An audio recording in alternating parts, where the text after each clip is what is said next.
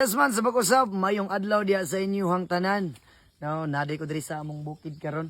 So na lang daw ko'y klaruhon sa tanan no. So sa mga wala nakasakay sa kong mga joke.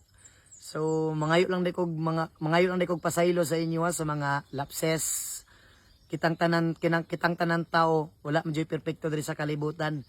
Pero diha man kita mugikan sa mga kamalian bago ta makaamgo, mga maabot ta sa mga tama nato nga panghimuon. So mangayo lang day kog pasaylo sa inyo ha sa mga wala nakasakay sa akong mga joke no.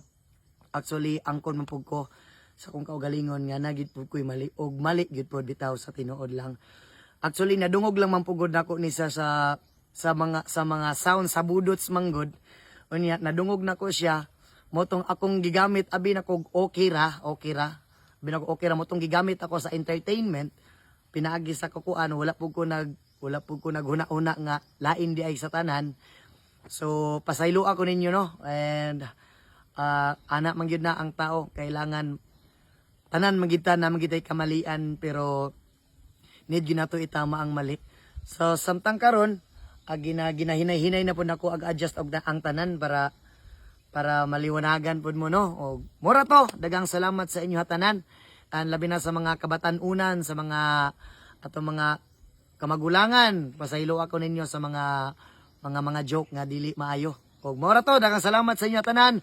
Og amping mo kanunay, I love you gihapon sa inyo ha. God bless sa pag-usab. Uhahay lang gihapon kanunay.